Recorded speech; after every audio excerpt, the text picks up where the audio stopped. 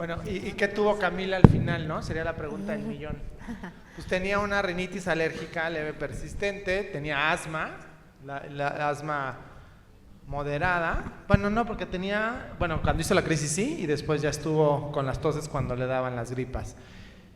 Tuvo alergia a la proteína de leche de vaca, se hicieron pruebas, ya no tenía problema con alimentos, pero sí estaba sensibilizada, salió positiva con ácaro de polvo, con dermatofagoides Fahrenheit-Eronissimus.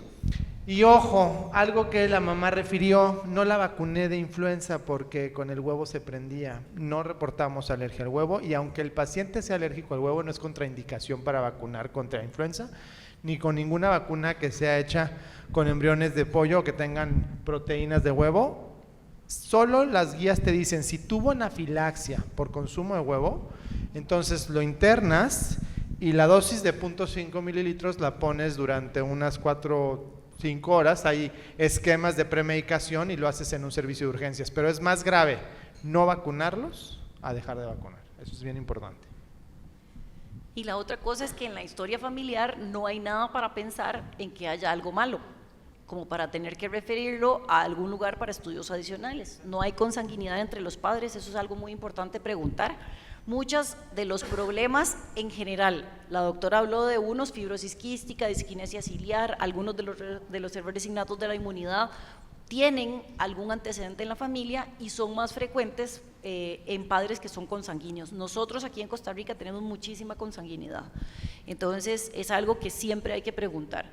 Después, otras enfermedades crónicas, porque puede ser que en la familia haya otras enfermedades más. A veces uno le pregunta a la mamá y la mamá le dice, ay, es que yo soy celíaca y además de todo tengo una artritis reumatoidea y además de todo tuve una tiroiditis de Hashimoto, y entonces yo me dedico a preguntarle a la mamá porque puede ser que haya algunos problemas desde el punto de vista del sistema inmune y que la chiquita sea el reflejo de lo que tiene la mamá. Entonces, tomar en cuenta que la historia familiar, cuando uno evalúa aspectos genéticos, es muy importante. Y por último, lo de la vacuna de COVID, que nos quedaba pendiente.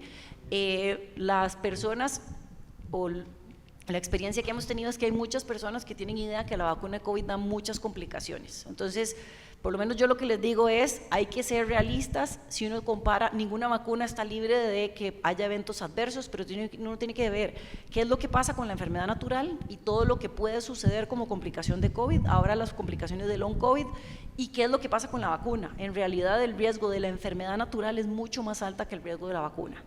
Tratemos de promover la vacunación contra el COVID porque es una de las que más ha costado, creo que en la mayor parte de los países del mundo.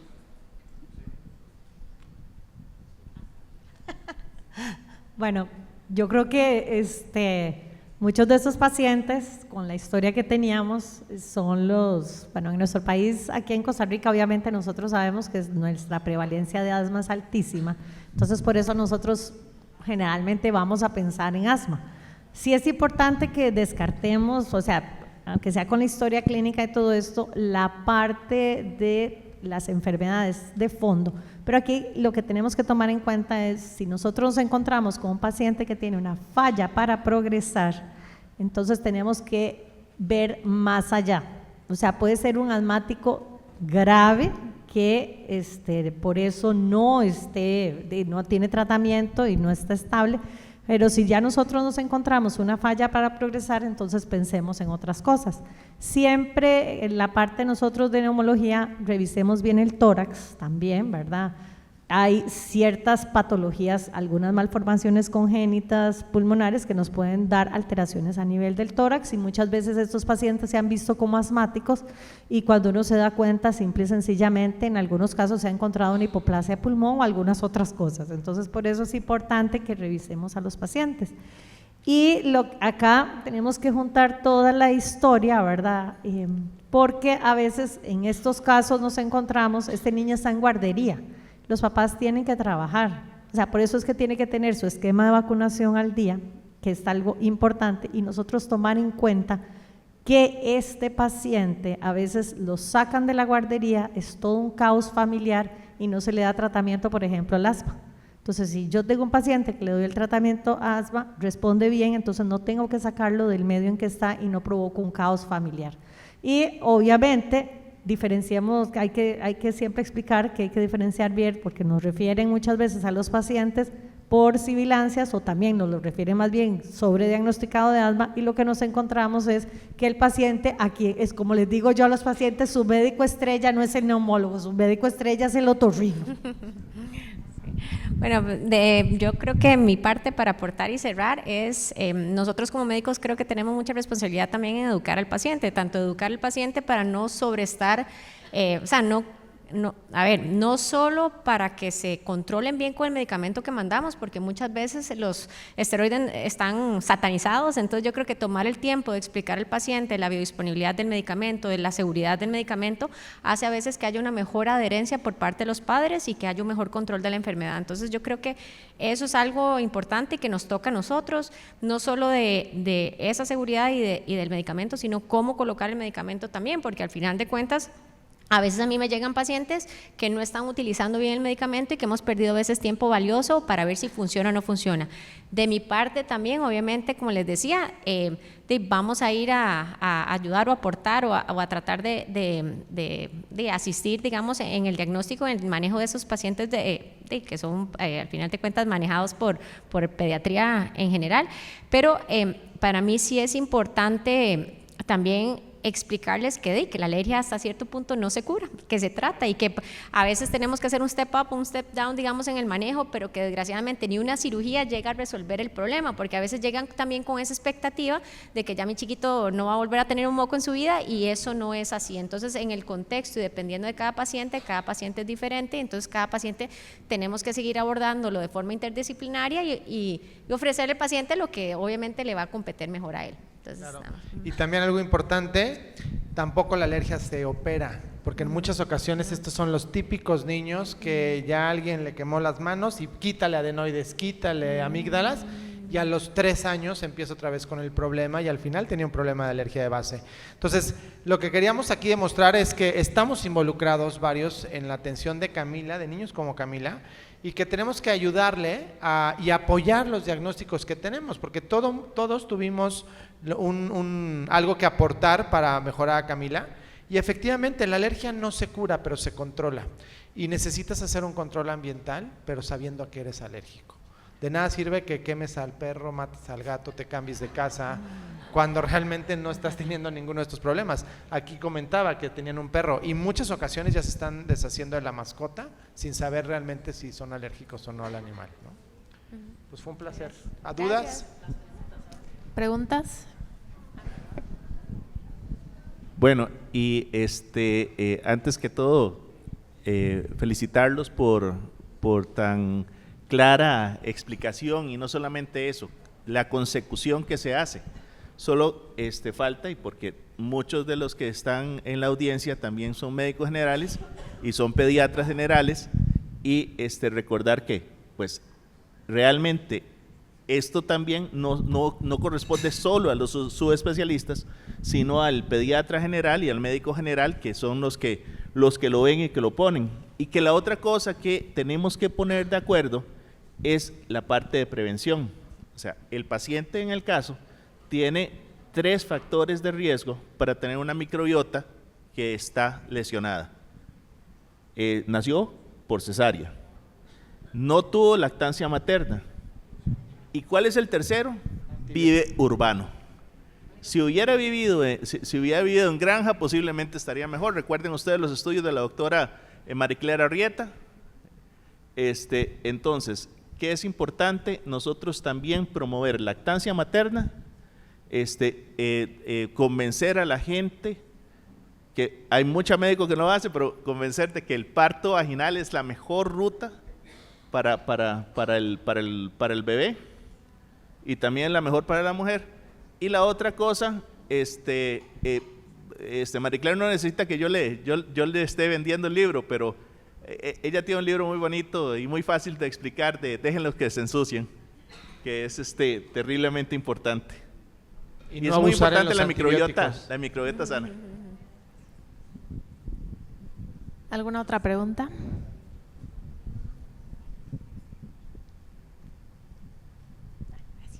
Gracias.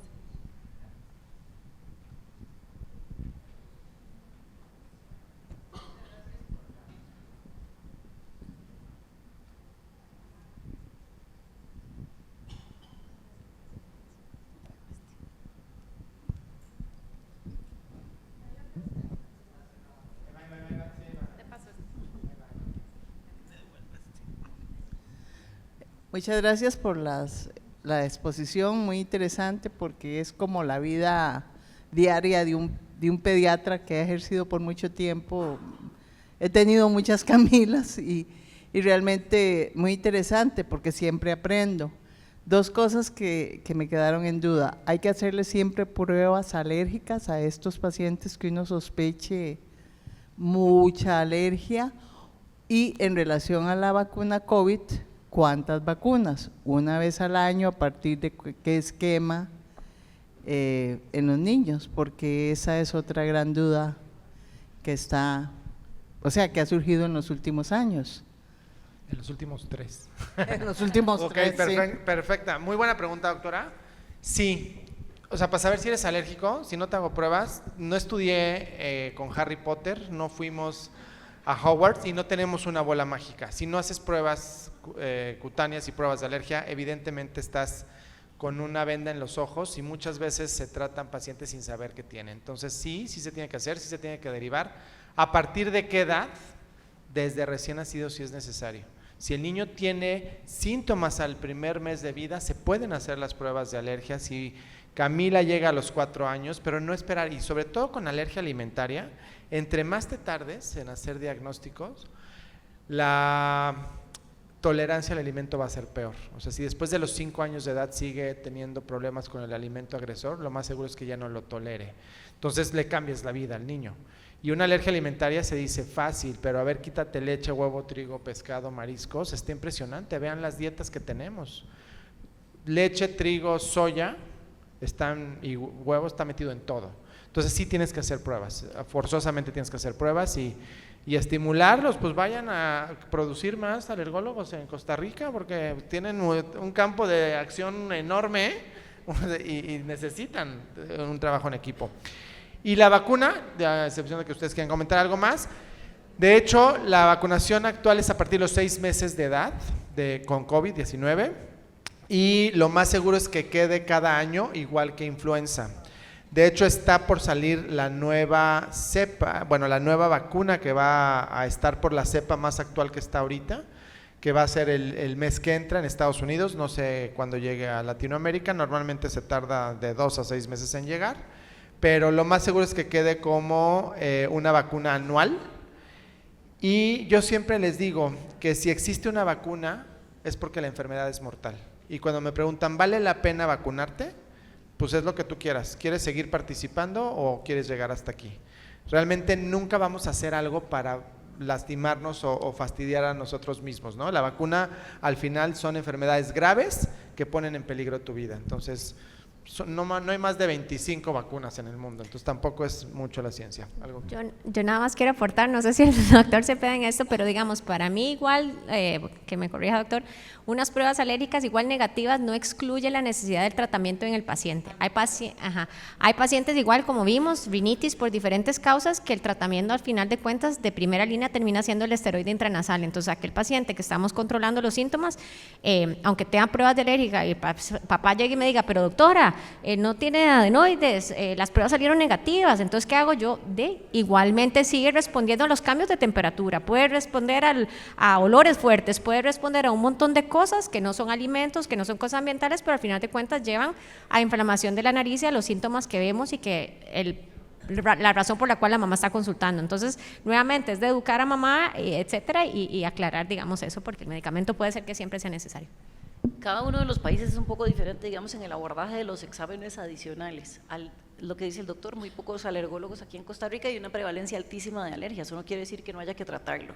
Y las pruebas especializadas son limitadas. Eso es muy triste, creo que en todos nuestros países. Entonces, probablemente la seguridad social escoge los pacientes más graves para llevarlos a ese tipo de pruebas. En el mundo ideal, la mayor parte deberían tener muchas pruebas complementarias para estar seguros de que no hay mayores problemas. Yo creo que esa parte es compleja. La referencia a alergia dentro de la institución es cada vez más complicada y toman cada vez los pacientes más graves. Entonces, lograr dentro de la institución que a nosotros nos hagan pruebas de alergia es complejo. De hecho, los pacientes de asma van para neumo y no todos, o sea, van para neumo los pacientes graves. Y en general, o sea, como 3 puntos importantes: los eosinófilos, la IgE y las pruebas de alergia positivas lo orientan a uno facilísimo a que el paciente uno pueda hacer intervenciones específicas, pero el hecho de que tengan IgE normal, eosinófilos normales y pruebas de alergia negativa, como dijo Adri, el paciente igual hay que tratarlo. Y lo de la vacuna de COVID, en esto hay que esperar un poco más, o sea, se supone que va a haber una vacuna anual, en este momento es la recomendación, hay que esperar la recomendación de la Comisión Nacional de Vacunas aquí en Costa Rica, que ha sido la que dicta la pauta, y creo que en vacunación contra COVID ha sido excelente. Entonces, y solo los años de cómo va a ir evolucionando la infección nos va a decir cómo se comporta la vacuna, pero tentativamente debería ser una por año. Nada más, cuando nosotros tenemos un paciente que le estamos dando tratamiento para asma, y lo que se ha visto, y esto es importante, bueno, el asma en esta parte se habla también, es longitudinal, la enfermedad pulmonar, y entonces hay un grupo de pacientes que tienen asma, pero no es un asma alérgica, es un fenotipo de asma diferente, sí está presente en pediatría, es un fenotipo en el que hay más aporte de leucotrienos, más aporte de neutrófilos, tienen inflamación también en algunas partes de leucotrienos. Estos pacientes, muchos de ellos, lo que se ven es que terminan evolucionando en edades adultas a esa enfermedad pulmonar obstructiva crónica. Por eso es que ahora se habla del EPOC desde la cuna. Entonces nosotros, en la medida en que nosotros desde pequeños los vayamos detectando a los pacientes y los veamos en una forma longitudinal, vamos a ir previniendo patología a nivel del adulto. Entonces por eso es importante que desde pequeñitos, digamos, los pesquemos, demos los tratamientos adecuados y así guiar a las familias en lo que los niños no deben hacer en adolescentes ni el adulto, o sea, no deben vapear, no deben fumar, evitar la obesidad, porque eso nos va a prevenir desde ahora patología en el adulto crónica, que es también un alto costo a nivel de las economías. ¿Alguna otra pregunta?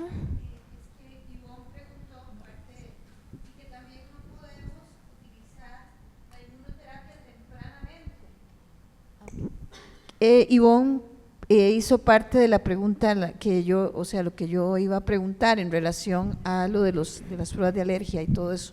Y es cierto, yo tuve un casito que recuerdo de Acerrí, de una comunidad cercana aquí en San José, que era una niña con escaras en las mejillas y al mes de edad salió alérgica al huevo. Alguien le hizo una prueba de alergia en el hospital de niños, eso que hablan con alguien y hacen, ¿verdad? Y la chiquita tenía como 2 meses, la detectamos como al mes y a los 2 meses tenía una prueba positiva. Lo que pasa es que eso fue algo que se negó durante mucho tiempo, ¿verdad? Siempre se nos dijo pero esas cosas han cambiado. Y la otra es la inmunoterapia, que los niños que realmente se demuestran muy alérgicos y que no responden a nada, se les puede iniciar tempranamente. Lo que pasa es que acá prácticamente tenemos que esperar a que lleguen después de los 12 años, porque en el hospital de adultos sí tenemos tres alergólogos. Entonces, hagamos promoción para que sea una subespecialidad o que muchos puedan elegir. De hecho, la inmunoterapia, efectivamente, en los pacientes que a pesar del control ambiental y el tratamiento médico no mejoran, es una gran alternativa. Y en el caso de rinitis alérgica cambia la historia natural de la enfermedad. Todos los niños con rinitis van a acabar con asma. Entonces, se puede iniciar a partir de los 2 años de edad. Entonces, tampoco es que todos los alérgicos necesiten vacuna. Se llamaban vacunas porque se ponían inyectadas, se ponían subcutáneas. Actualmente hay inmunoterapia sublingual, hay terapia oral, hay inmunoterapia para alimentos oral, en aquellos pacientes que no toleran y que han tenido riesgo de anafilaxia para leche, para huevo, para trigo. Entonces ha avanzado mucho y de hecho vamos años luz arriba. Ahorita tú ya puedes saber qué parte de la fracción de caseína te está causando problema. Hay alergia molecular, hay muchas cosas que se pueden hacer con estos niños, que evidentemente urge que tengan ustedes una previsión mucho mejor en cuanto a alergia en pediatría para mejorar la calidad de vida de estos pacientes, ¿no? Una cosita más, es que últimamente se está hablando mucho de los liofilizados de bacterias para inmunoestimulantes, y hasta hemos visto con colegas neumólogos que han hablado de disminución de asma con el uso de estas cosas, que también quizás sería interesante que me hablaras un poquito. No, pues ya vámonos a un cafecito, ¿no? No, esa es otra historia, como diría doña Chonita, pero evidentemente los lisados bacterianos, y hay muchos inmunoestimulantes, está el pidotimod, tienes las nuevas moléculas que ahora son ni siquiera ya lisado como tal, sino bacterias inactivadas. Es algo que se ha utilizado desde hace mucho tiempo. Quien lleva la batuta en esto son los europeos, no así los americanos, por eso es que no vas a ver mucho de los inmunoestimulantes en guías americanas, pero efectivamente y en neumología se ha utilizado más que en asma en pacientes con EPOC, y han disminuido los casos de exacerbaciones de enfermedad pulmonar obstructiva crónica, y claro, en el paciente con infecciones de repetición, estamos igual, son algo que cambia la vida. O sea, de hecho hay un estudio que Blanca del Río y Francisco Espinosa, jefa del Hospital Infantil de México, y Francisco en su momento cuando era el jefe del Instituto Nacional de Pediatría, hicieron un metaanálisis del uso de inmunoestimulantes y disminuye 40% las infecciones de repetición. Pero entonces eso es algo más que estás dando al tratamiento, no es ni siquiera inmunoterapia ni nada, pero es algo más que estás ofreciendo para disminuir infecciones de repetición. No, pero qué bueno, o sea, al final qué bueno que ya sacó 3 en 1 la doctora hábil. ¿No es ninguno? Ya. Bye, se acabó. Hola. Gracias. Muchas gracias. Cállense ya.